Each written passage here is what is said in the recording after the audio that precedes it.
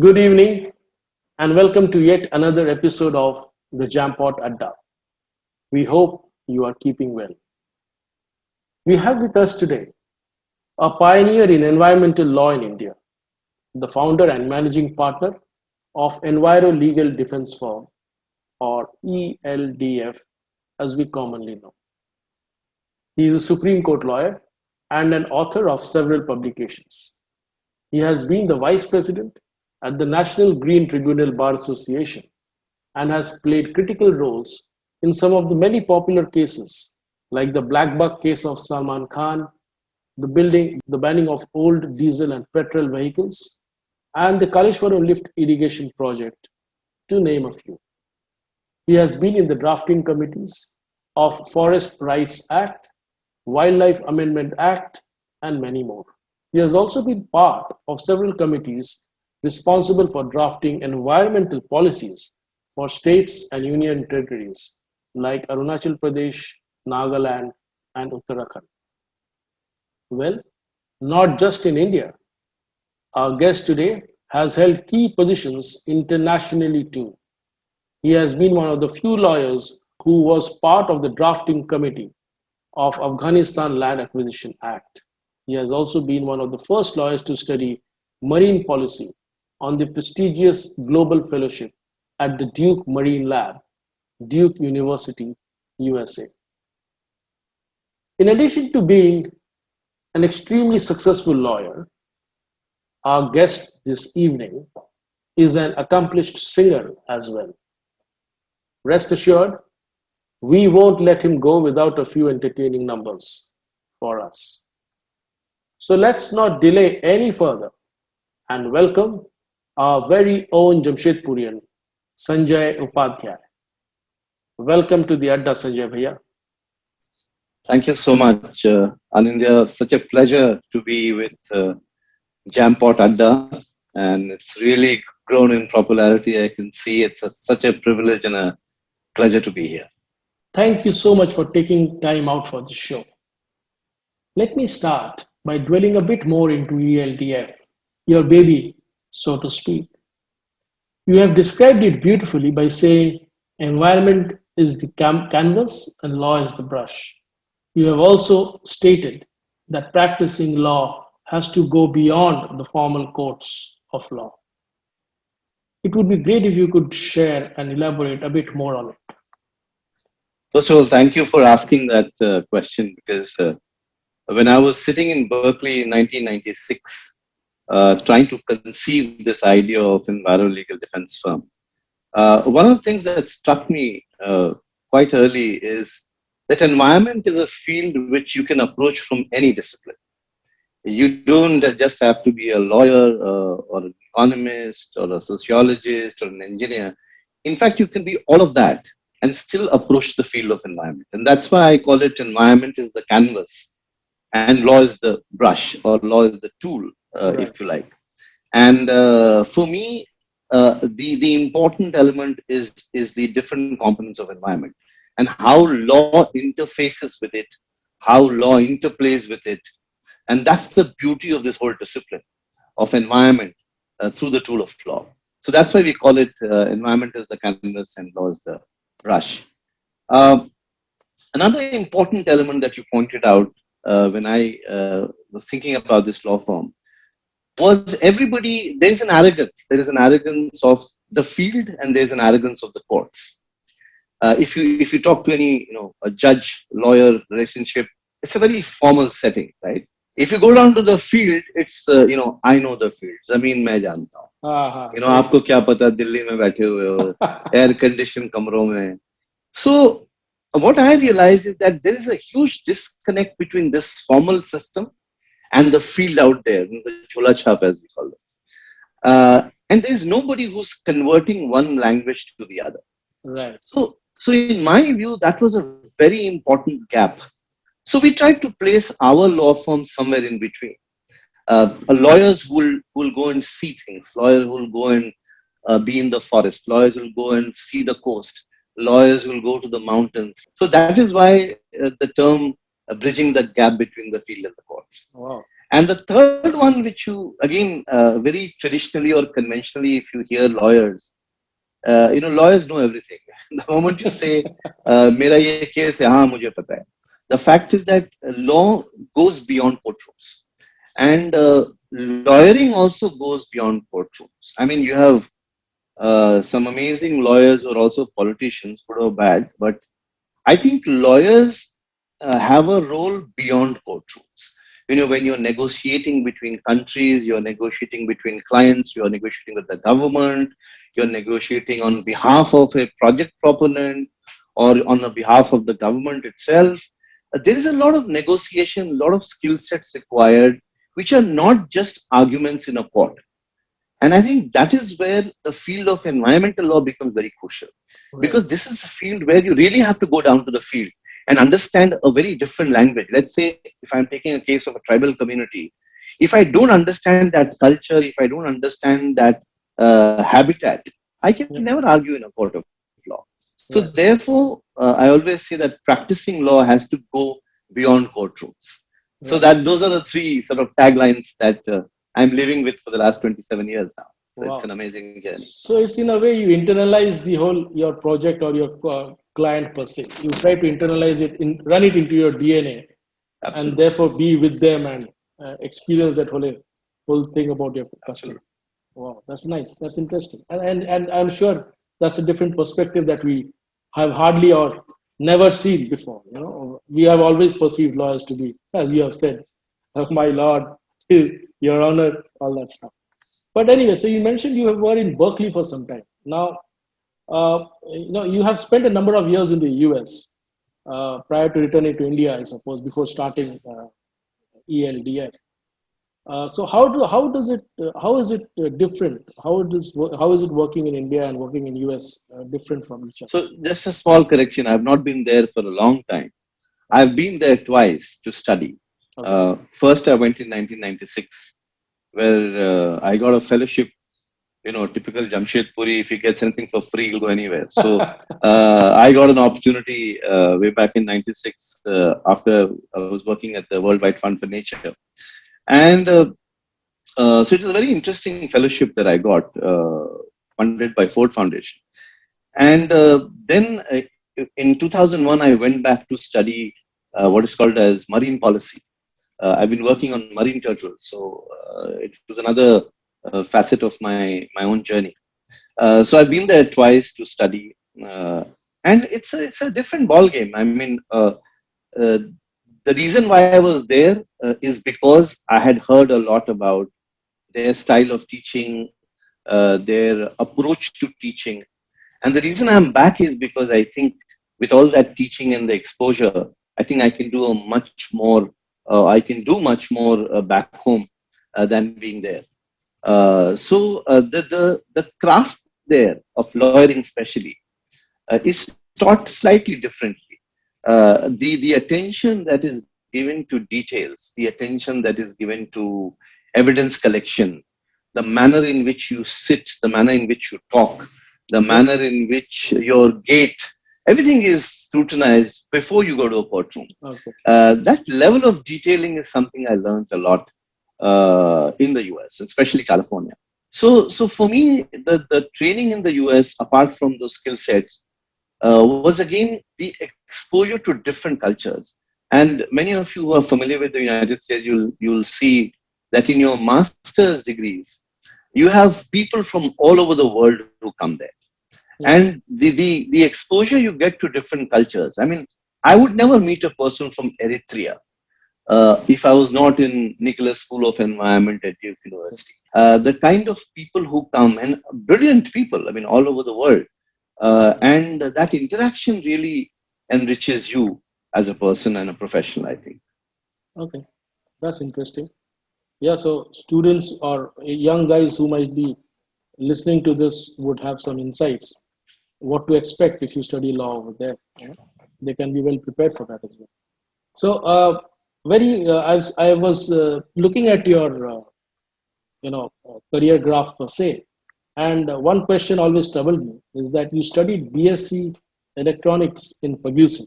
Incidentally, that's the place where I spent 6 months as well in Ferguson. And Oh, if the linear career graph was to be projected forward, you would be actually working with probably some of these electronic companies, Siemens, Honeywell, or one of those in the electronics business. How come this trajectory all of a sudden changed from science, BSc, electronics or electronic industry to the courtroom or to the law? well, one word that defines it is accident. uh, and a good one, I must say. Well, before that, I actually was in an engineering college. I took admission and then withdrew from the engineering college. My father, who's an engineer in Tata Steel, and like every Tata Steel engineer's son, you would ordinarily go to an engineering college. But my heart is really not there in engineering per se. But then I had to finish graduation, and that time electronics was the sexy thing, right? So I had to finish that graduation of electronics, and like a typical Bihari, then you had to give civil services, right? And if you had to give civil services, then you had to be in Delhi. So that was a big sort of shift, because one road was to Mumbai to pursue my music, if at all, because I was singing quite a lot those days. And the other road was to become, academically more sound and have a career, a bureaucrat or whatever, and then maybe sing later. So maybe I was not brave enough. I took the latter path. I went to Delhi. Couple of cousins who were taking the civil services. So yeah, that took me to Delhi. And in our days, in Bhojpuri, they said, "Je kuch nahi karela, wo la karela." So I took admission in law. I shouldn't be saying this as a lawyer now, but that's exactly what I did. You probably would get a hostel, or you'd be around in Delhi University, and you'll be preparing for your civils. That was a common thing in those days. And I think after my first attempt to prelims in the civil services, I was completely convinced that I would not be able to crack that exam. And I have no shame in admitting that. So the next best thing, obviously, was according to my cousin, "You're a smart guy, you can go for management." So I went and took exams in management while I think I was in my third year law by that time. And I was rejected in 22 management institutes.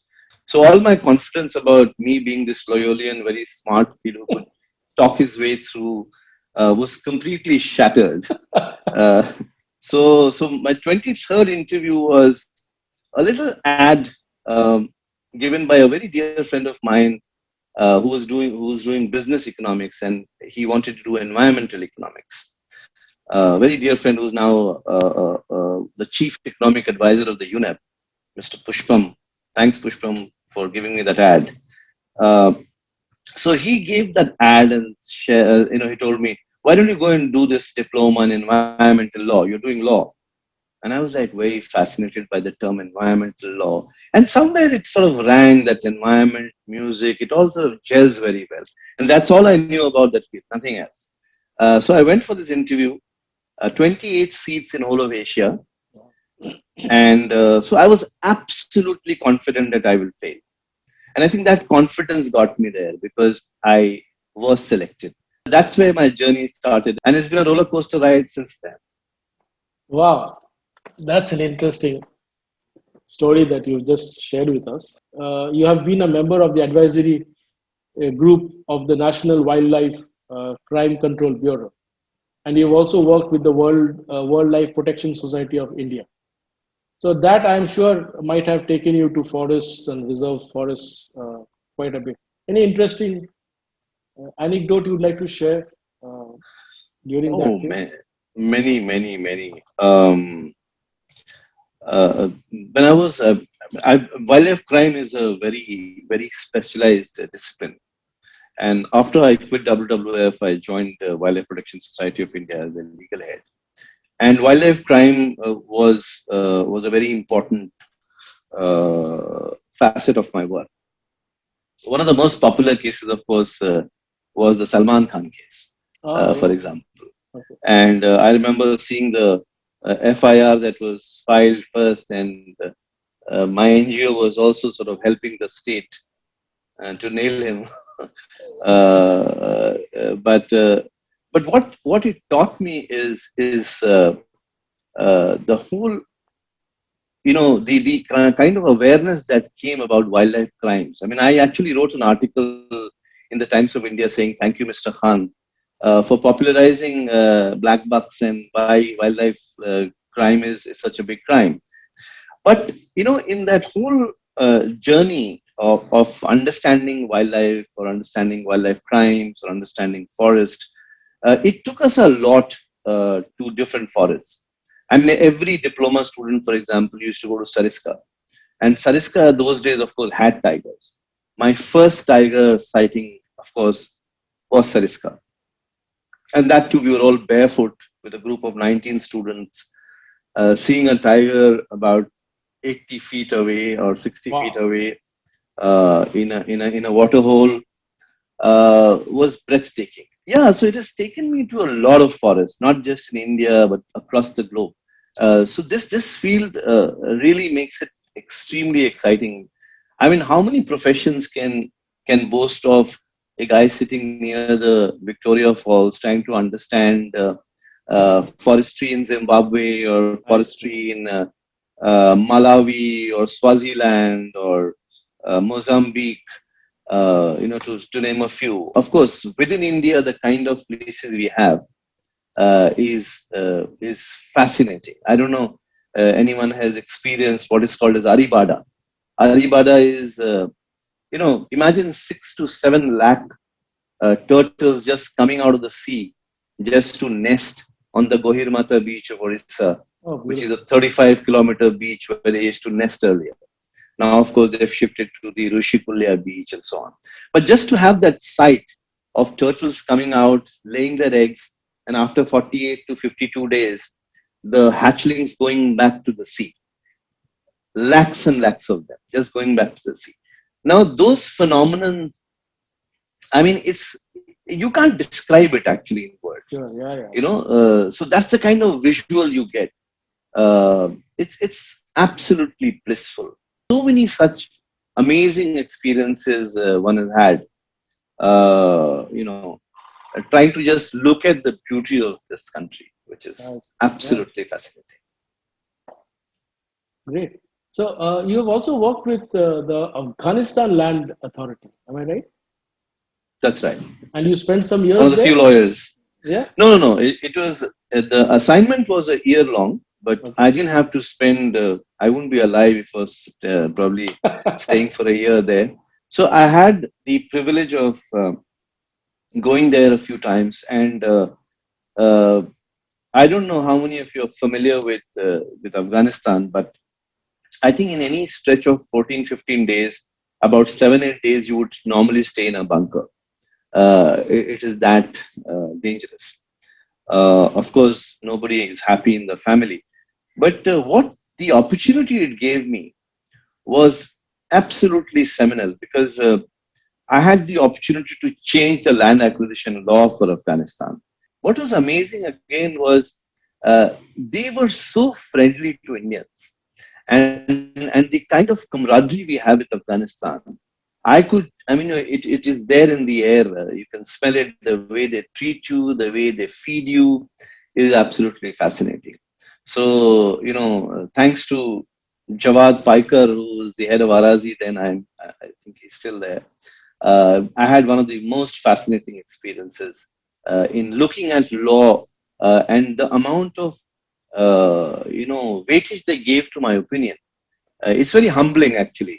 That's an amazing experience, so to Absolutely. speak. So yeah, that was a fascinating part of my Wow. professional That's career. interesting. Yeah. Thank you. Sanjay Bhaiya, you have not only been an exceptional lawyer, and you, I think, you're working at the Supreme Court, if I'm not wrong, right? In Delhi. That's Now, right. but apart from law, you And have the also, National Green Tribunal. okay, right. Yeah. And apart from law, you've also been, you are an author as well. And I don't know how many of the Jamshedpurites know that, but there is a whole series of publications that you have to your name. And I think you have written more than 22 books and 16 journals and periodicals. As of now, I don't know whether currently you're writing something or not. We would love to know whether you're writing at this moment. So, which book is your personal favorite among all the books that you've written? Okay, so the count is 28, by the way. My personal favorite is still the Handbook of Environmental Law. In fact, a lot of law students know me as Hari Kitab Wale because there were 3 volumes of book, and it was published by the most reputed publishers in law, which is LexisNexis and Butterworths. So yeah, but I still have to write the classic, and I keep joking about this that my 3rd edition will be a classic. So I've only done 1 edition. I'm on to my 2nd edition. My 3rd edition hopefully will be a classic before I pop it. So that's certainly my favorite. But there's another very fascinating book that we have tried to capture, which is called the Godavarman story.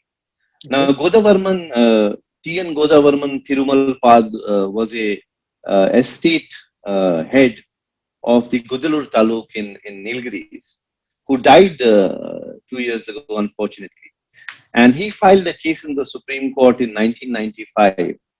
And that is the longest ever case on forestry anywhere in the world, which is still going on from 1995 as we speak. Cool. So there was nobody who was really chronicling what happened from 1995 till date. So I have chronicled that till about 2012, and then I have updated it now. So that is my book that I'm working on right now. And I'm hopeful that this Godavarman story will tell the story of the forest and tell the story of the wildlife and specially protected areas to the generations ahead. So yeah, that's so fascinating. It's only about 1,000 pages now, but it's a very interesting book. Yeah, it's a very, very fascinating book.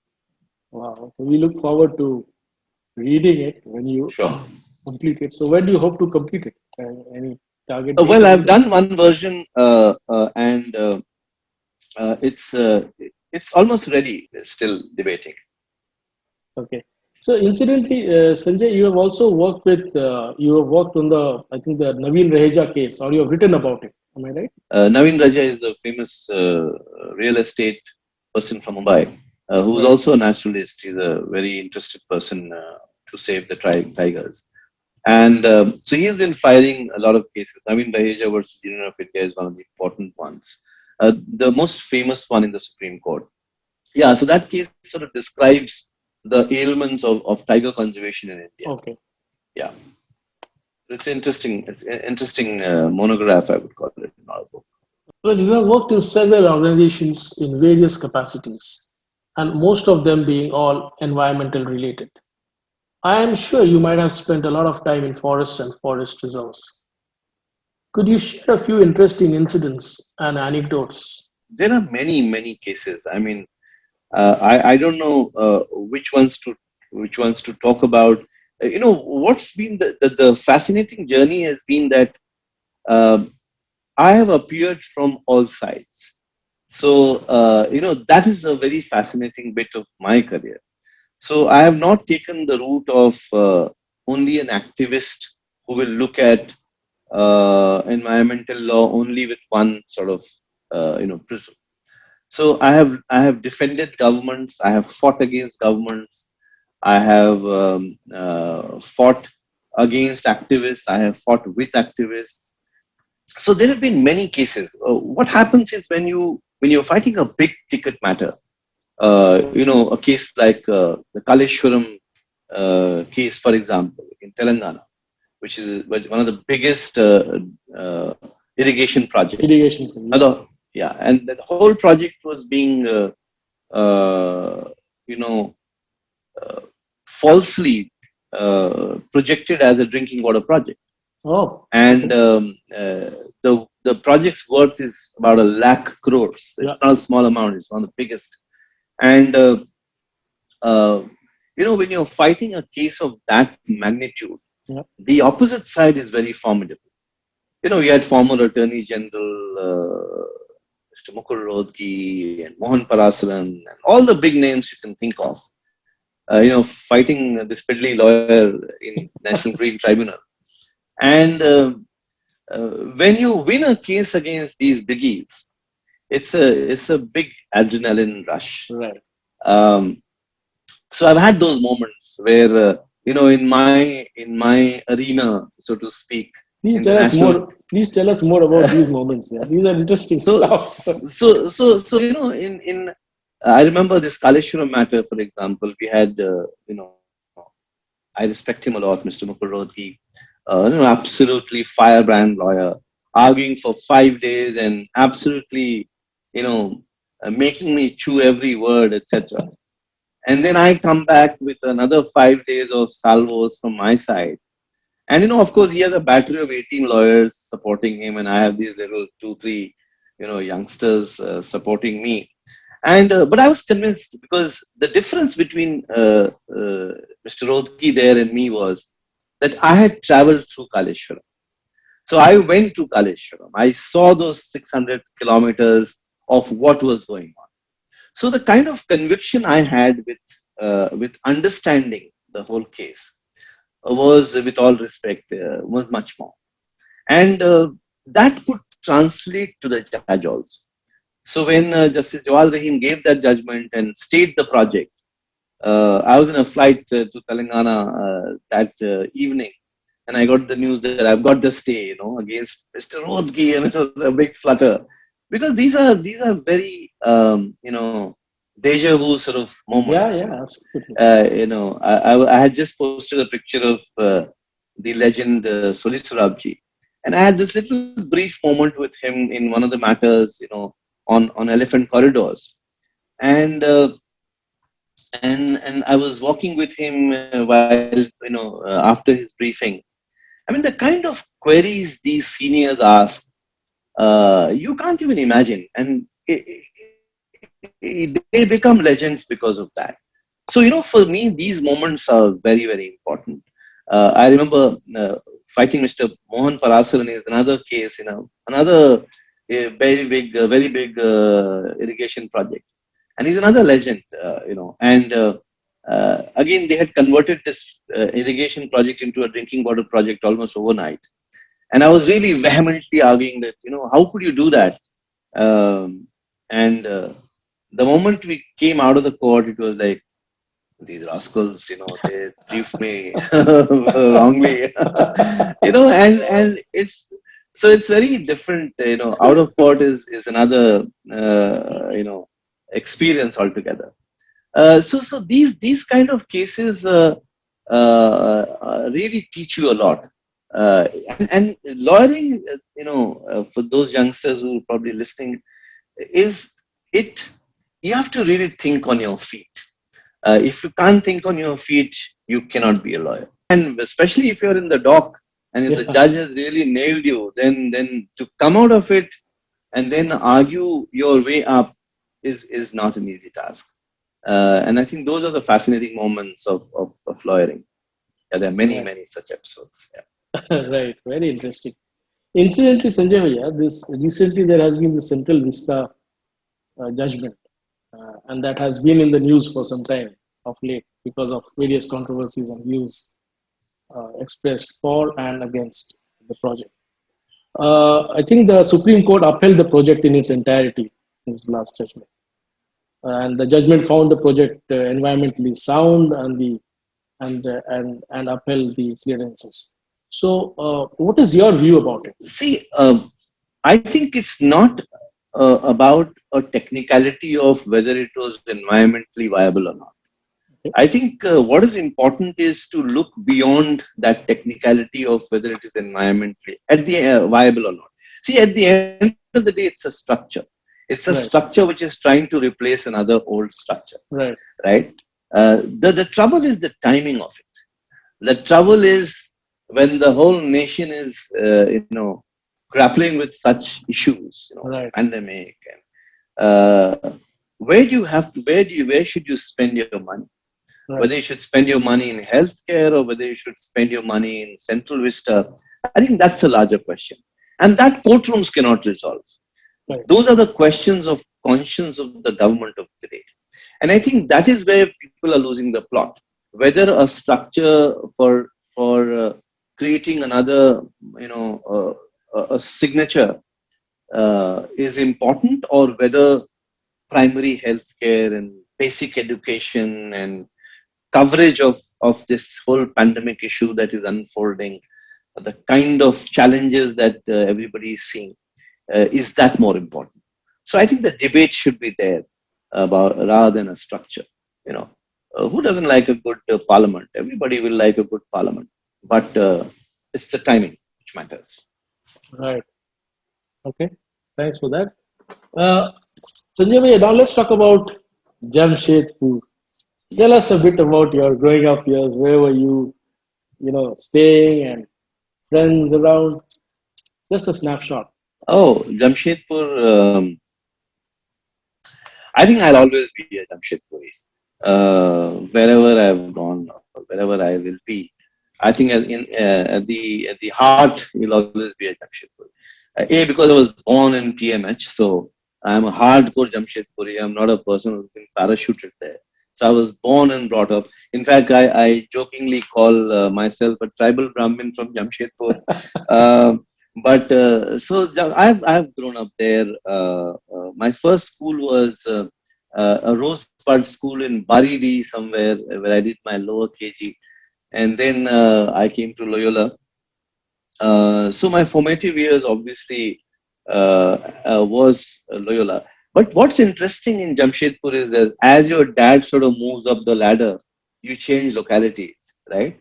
So from Baridi to Golmuri, from Golmuri to Northern Town, and that's where it ends, right? Circuit House, which is the posh part of Jamshedpur. And then you retire and go back to the Sonaris and the flats and so on. So that journey, or the Care4 flats for that matter, from Golmuri to Care4 and then to Northern Town.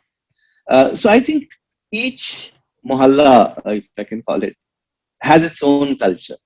When you were growing up in Baridi, or in those lanes, the kind of games you played, your sabbal and your Kayal Chot and your Tash and everything and your Koli Jeet. I don't think kids of this generation even know what I'm talking about. And then you shift to, the more sophisticated, the cricket and the volleyball and the football. And then, of course, your school teams and athletics and so on. So every mohalla of Jamshedpur again teaches you very different things. And I think that change again is part of your growing up. Of course, by the time my dad was in Northern Town, etc., I was already out of Jamshedpur trying to learn my ropes in Pune and then in Delhi and elsewhere. So yeah, so Jamshedpur is something that is etched in your heart, in your mind. I think the exposure to different people and culture in Jamshedpur is something so fascinating. I mean, you will have one Natesh uncle on your right, from Tamil Nadu, and a Singh uncle from Patna, and ground floor you'll have Mr. Bhattacharya from Asansol, all in the same flat, right? So your Bengali is as good as your little Telugu or your little Punjabi or your little your Bhojpuri. So Yeah. the kind of languages you grow up learning. I mean, I can speak Bengali, fairly well, or at least if somebody abuses me, I can certainly make out. So, the kind of languages you learn growing up in Jamshedpur. I mean, I've done my little, Daat mein leke pujo ka dance and all. Arre wow. So the Oh, pandal, yeah. oh, absolutely. The Dhunuchi So, dancing. absolutely, exactly. So, the kind of exposure you get in Jamshedpur, it's absolutely unparalleled. I don't see it anywhere in the country, for Right. sure. Okay. That's interesting. So, Agar, if you have to, if you're asked the name any one attribute that the city has given to you in being what you are today. what would that single attribute be? No, I think if I can point out one thing, it's the equality of treatment. You know, as you grow up. I mean, Loyola especially was a leveler, absolutely. And I think it starts from when you were told in KG that start mopping the floor, start swabbing the floor, start brooming the floor, start doing your window panes, and make sure your brasso is working fine. And you didn't know who was general manager's son versus who was the businessman's son or who was the labor's son, because everybody was doing that. So I think it's the school again which gives you those things. But I think half of our life was in school, right? So I think that equality, the feeling of equality that Jamshedpur gives you, is almost unparalleled. You grow with that confidence because of that. You're treated equally, and that's one attribute I find quite fascinating. Okay. तो अभी भी आप जाते हैं, आपका family है जमशेदपुर में या? My father is there. I lost my mother 4 years ago, but my brother is there. My sister-in-law is there. She teaches in Loyola, by the way. So okay. yes. So all my nephews also went to Loyola. Unfortunately, my kids couldn't, but yeah. So I do go back. Almost every 4-5 months I'm there. Okay. That's it. Yeah. तो वहाँ पे Jamshedpur is something I connect. Okay. तो ऐसा कोई है, ऐसा कुछ चीजें हैं जो आप have to do, वहाँ पहुँचने के बाद ये हमको करना ही है, ये बिना किए मैं वापस नहीं जाने वाला. ऐसा क्या क्या चीज? तो छोटू का dosa. Okay. Chotu ka dosa was very important. Unfortunately, Chotu is no more. Who used to play basketball with us, when we were growing up. And the good part about Jamshedpur again is, Chotu, for example, he had 2 sons, Jayachan and Chotu. So Jayachan ka dosa utna acha nahi hota jitna Chotu ka hota. And Chotu, since he had grown up with us, he was, when we used to play basketball, he was like, "Abe, ball de." So there was no Chotu in him. It was absolute equality. So the way he used to abuse us to get the ball, was a complete leveler. And then in the evening he'll go and he'll serve the samosa or the matar which his dad made. And then later on he used to make dosas, amazing dosas. So that was something I could never miss. Gorongo's rasmalai I can never not have if I'm in Jamshedpur. Fakira Chanachur again is a simple, everybody will have that. So I'm a big foodie, yeah. So certainly food is one thing that nowadays, of course, the kullar chai, etc. has become very popular. सोच के मुंह में पानी आ रही है ये सब गोरंगों की रसमलाई के बारे में. बिल्कुल. That's interesting. तो आपके वहाँ अभी दोस्त वगैरह हैं? You have some friends, old friends also still there, or none of them? Yeah, many. No, there are many. We were about 74 of us from school in 10th standard. Some of them doing very well for themselves. They are well-established industrialists and professionals. So, yeah, we do. I make it a point to meet as many of them as possible. They're all lovely friends who are there, and I try and meet them because there's something I do anywhere in the world. And there are times when I have seen myself, if I'm in Hong Kong or Singapore, I've seen my classmates meeting each other for after 6 months just because I was there. Yeah. So I've made people meet in their city because of my visit. So I do that. You become the catalyst. You become the catalyst. Absolutely. Yeah, I'm that famous bridge between one and the other. So yeah, I make it a point to meet my friends and my teachers, some of them. Oh yeah, okay, great. I think you were a scout troop leader or something in Loyola, right?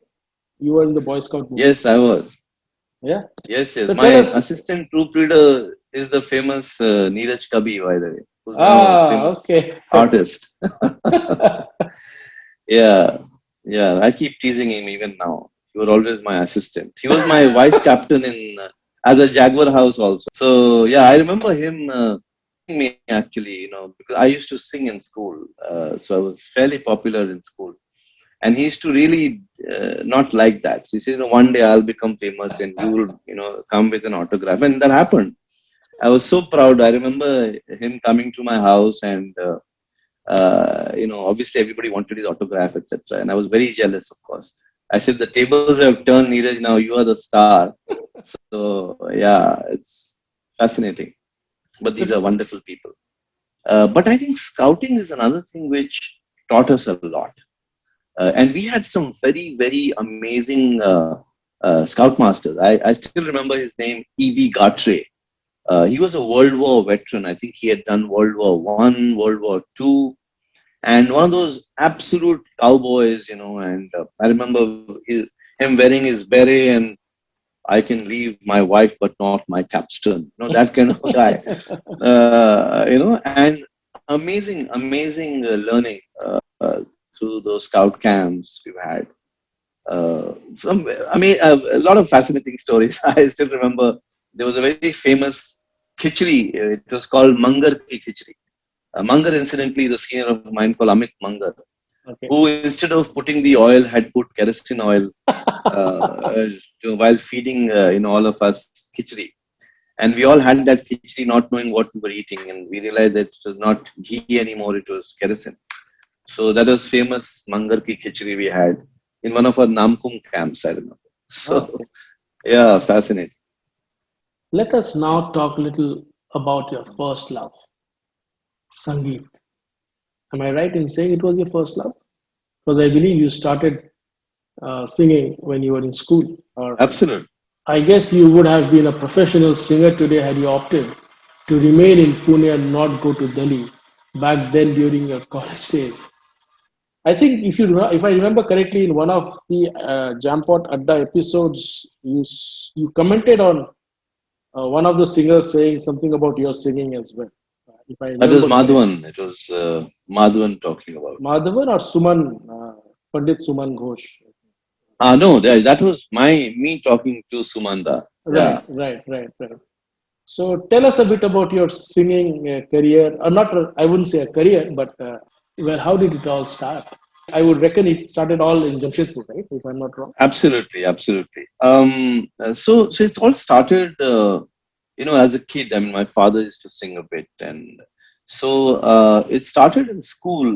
We all used to sing our school songs and our, the regular. And I still remember we had Mrs. Billamoria, very strict teacher, a music teacher, and I still remember My Bonnie Lies Over the Ocean was a song that we were all singing, loud and clear in second standard.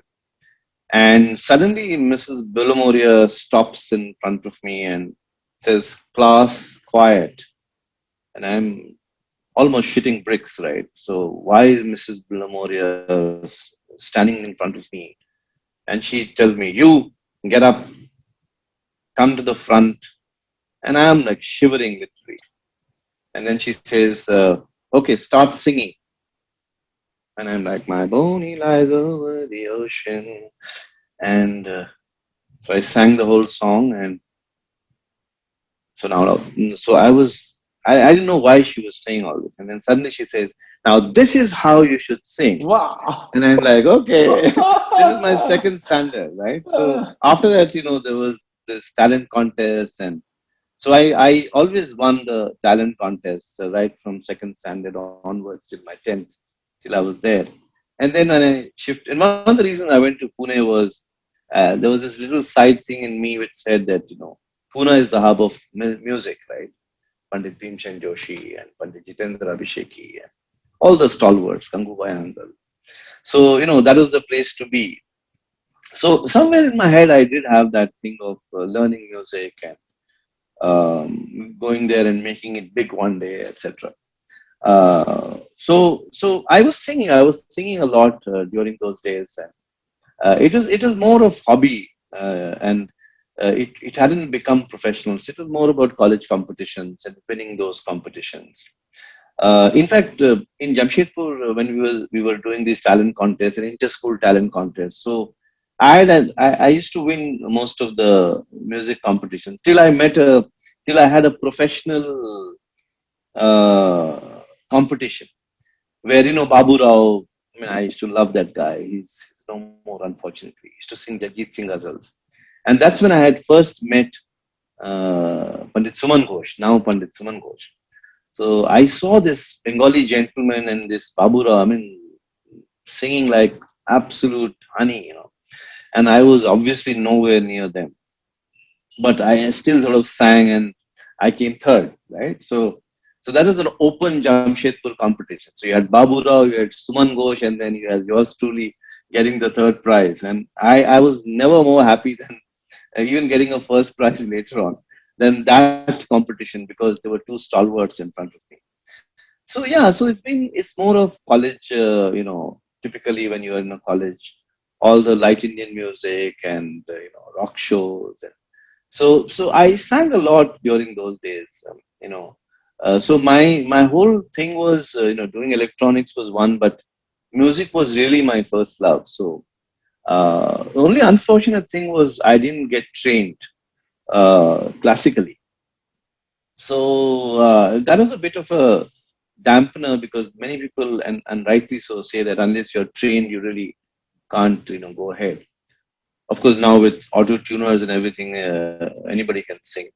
But so that sort of that journey was quite interesting, because I did sing. We had a band and we used to go all over the countryside singing all these Mode Indigo festivals, and we won so many festivals that time in my days, and it was great fun. So that is when after in 1990, I remember that whole difficult decision of whether I should go all for music or whether I should become a little more educated than being a graduate in electronics. And I think somewhere my so-called middle class background prompted me to be more educated. I think music was always a passion and something which was close to my heart, but it wasn't. I didn't want to make money out of music. But I did cut my first album, not album or singles, from Z Music about 2 years ago. Wow. So we have a small band called we call it Sumiran, Wow. and so we are trying to work with therapeutic music. Ah, As you know, music has a huge healing quality. So this song we've done, Morisaya, do go and visit Z Music. And it's a song composed by us, arranged by us, and sung by us, me and two of my colleagues called Gunjan and Vaibhav. They are professional musicians. I am not, but I am the voice for the band. So it's great fun. Yeah. So that's my first. The second one is coming on Gayatri Month. I am doing Gayatri Month Reloaded. wow. So I hope it's also nice. In fact, Vaibhav, Gunjan, me, we're trying to create certain genres, which is therapeutic. Okay. And so there's a bit of research that we've done. I mean, for example, Rag Darbari has a direct impact on diabetes.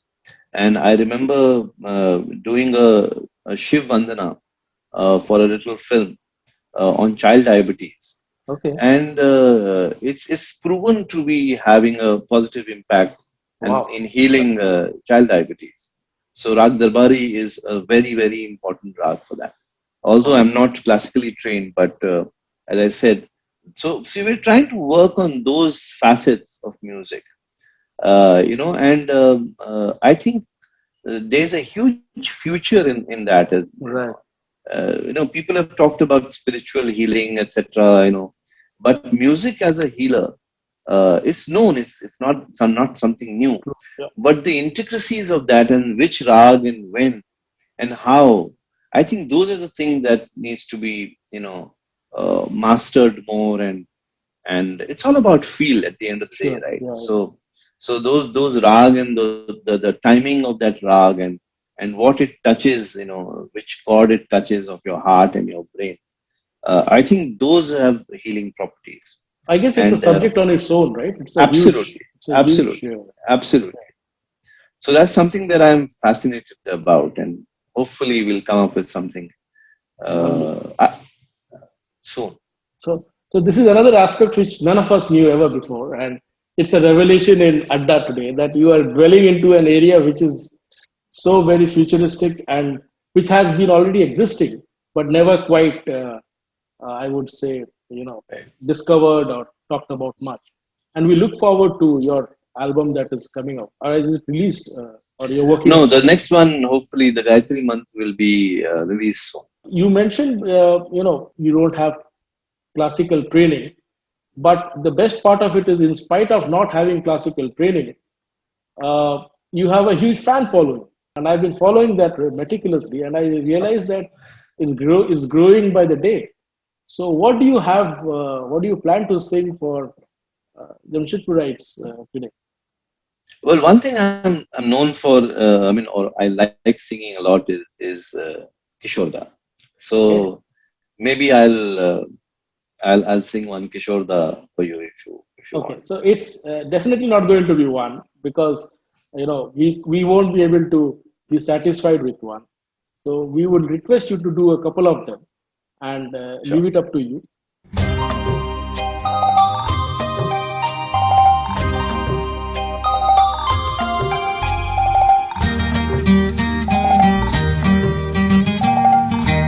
दिए जलते हैं फूल खिलते हैं दिए जलते हैं फूल खिलते हैं बड़ी मुश्किल से मगर दुनिया में दोस्त मिलते हैं दिए जलते हैं फूल खिलते हैं बड़ी मुश्किल से मगर दुनिया में दोस्त मिलते हैं दिए जलते हैं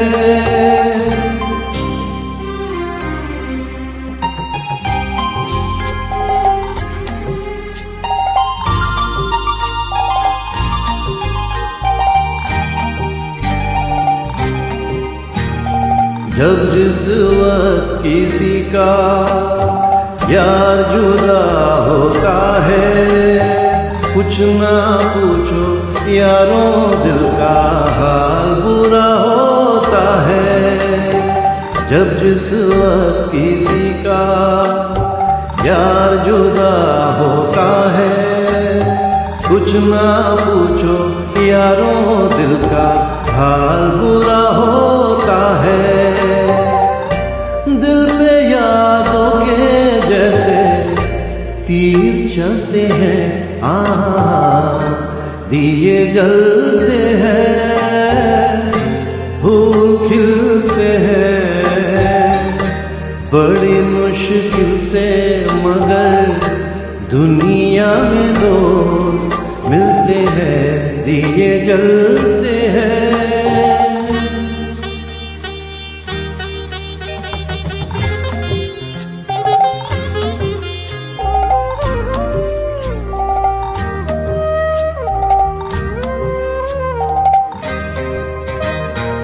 इस रंग रूप पे देखो हरगिज नाज न करना जान भी मांगे यार तो दे देना नाराज न करना इस रंग रूप पे देखो हरगिज नाज न करना जान भी मांगे यार तो दे देना नाराज न करना रंग उड़ जाते हैं रूप ढलते हैं दिए जलते हैं फूल खिलते हैं बड़ी मुश्किल से मगर दुनिया में दोस्त मिलते हैं दिए जलते हैं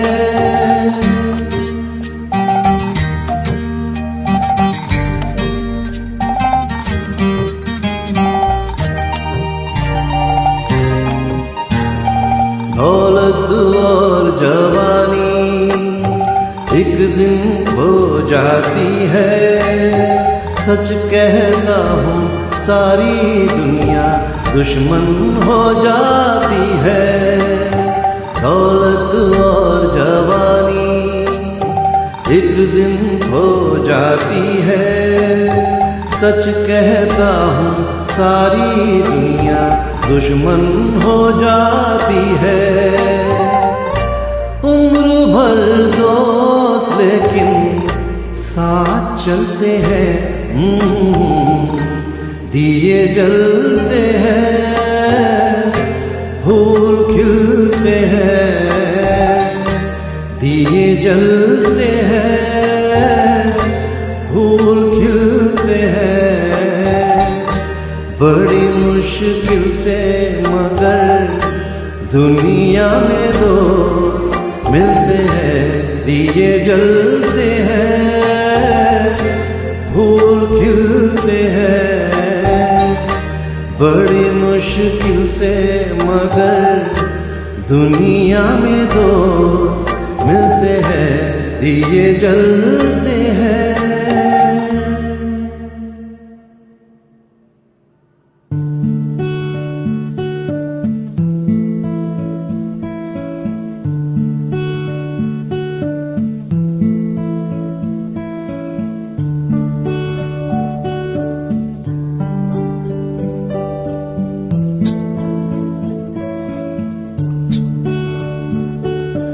ऊंचा कोई मेरे नाम कर दिया।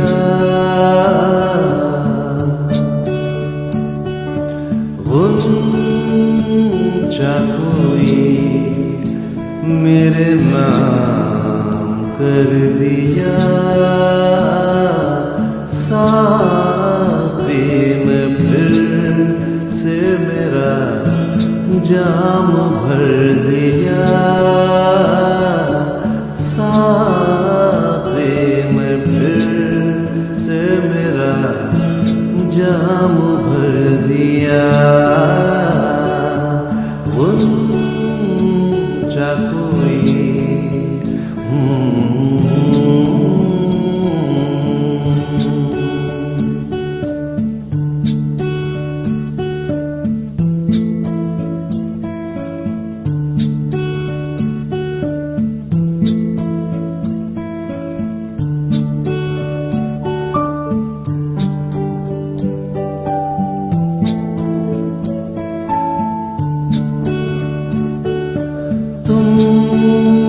जैसा कोई नहीं इस जहां में।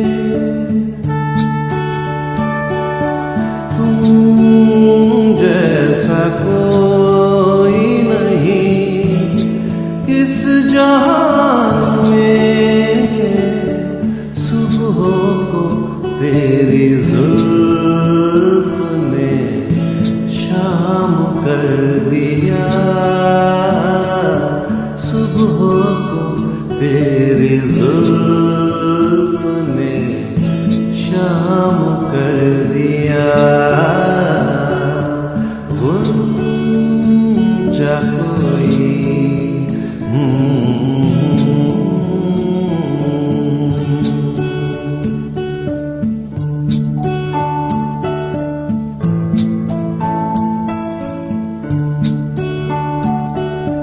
महफिल में बार बार इधर देखा किए। महफिल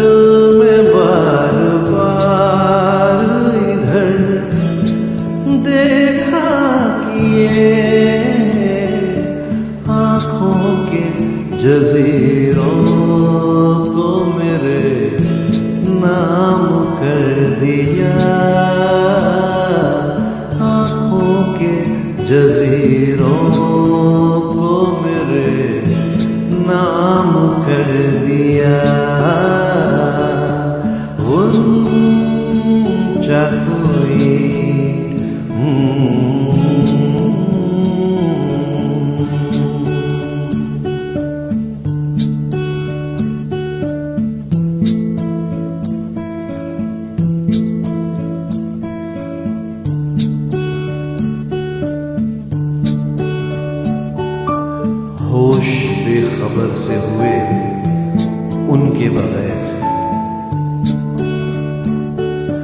होश बेखबर से हुए उनके बगैर। होश बेखबर से हुए उनके बगैर। वो जो हमसे कह न सके दिल ने कह दिया। वो जो हमसे कह न सके दिल ने कह दिया। साक़ी में फिर से मेरा जाम भर दिया। ऊंचा कोई मेरे नाम कर दिया।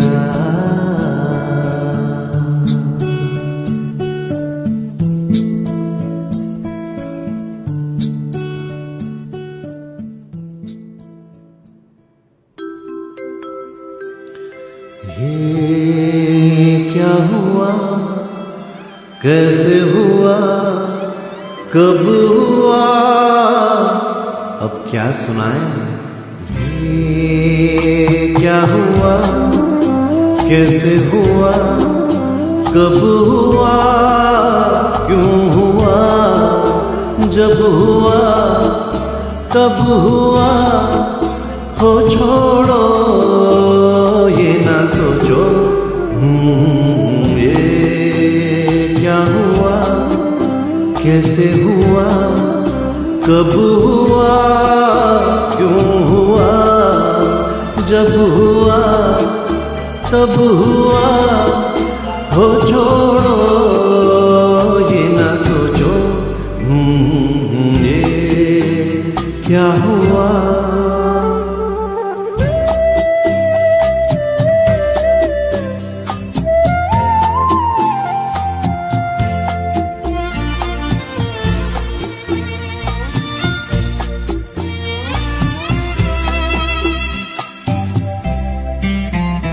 हम क्यों शिकवा कर झूठा, क्या हुआ जो दिल टूटा। हम क्यों शिकवा कर झूठा, क्या हुआ जो दिल टूटा। शीशे का खिलौना था, कुछ न कुछ तो होना था। हुआ ये क्या हुआ, कैसे हुआ, कब हुआ, क्यों हुआ, जब हुआ, तब हुआ। हो छोड़ो ये ना सोचो। ये क्या हुआ, समझे ना।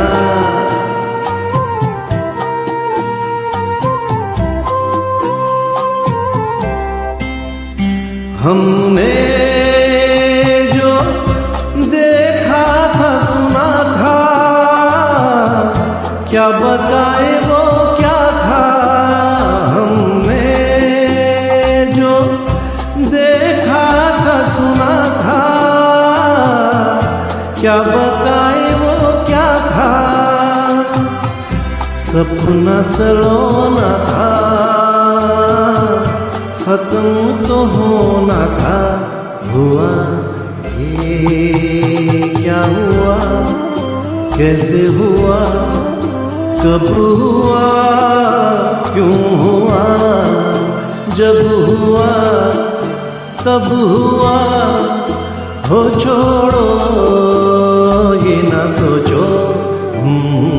ये क्या हुआ।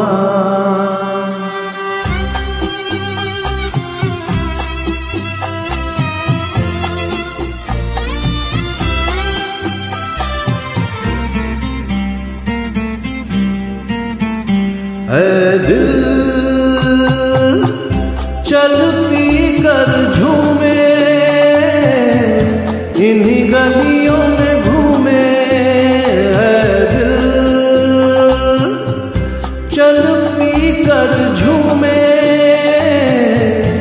इन्हीं गलियों में घूमे। यहाँ तुझे खोना था, बदनाम होना था। हुआ ये क्या हुआ, कैसे हुआ, कब हुआ, क्यों हुआ। जब हुआ तब हुआ, हो छोड़ो ये ना सोचो, ये क्या हुआ। So Sanjay Bhaiya, thanks for your time today. It's been I think an enriching discussion, and I am sure a lot of people have learned a lot about law and its facets, especially in the environmental or the environment scenario. Anything that you would like to convey to our young generation in Jamshedpur? Any message? One message, for whatever it's worth, I think is, I call it 80-20. It's a formula I follow, 80-20, which is 80% of the heart and 20% of the mind is something that you should believe in. And 80% of heart is, if your heart is there in something, just go ahead and do it. But don't forget the 20% of the mind, because you have to also survive pragmatically. So that is one message I normally would like to give to anyone who's listening. And follow your heart in whatever you do. It works. It always gives you a lot of happiness. And I've been very fortunate that I have two passions, environment and music. So I'm totally blessed, and I love every day, every moment of my existence because of that. So have a passion, live with your passion. Thank you, Sanjay Bhaiya. Thanks a lot. And it was a pleasure having you over on Adda. We hope that after COVID times, we shall all meet in person sometime. It's been a pleasure hosting you here on Adda, and I'm sure all our Jamshedpur friends would have enjoyed listening to you as well. It's my honor and a privilege, Anindya. It's I really don't know whether I even deserve to be on Adda, but I'm really humbled by this gesture, and I wish everyone to be safe. These are difficult times, but I'm sure we'll all brave it through our own efforts. And all Jamshedpuris, hats off to you. We are in so many groups together, and we are all standing for each other. This is the time to stand for each other. So God bless all of you, and be safe. Thank you. That brings us to the end of this episode.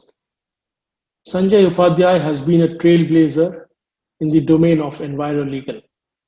He is the first in India to bridge the gap between the courtroom and the environment. He has been and continues to be an inspiration to many. We hope you enjoyed this Adda with Sanjay as much as we enjoyed bringing it to you. So till we meet again on the next episode of Jampot Adda, be safe and take care. Bye-bye. Namaskar.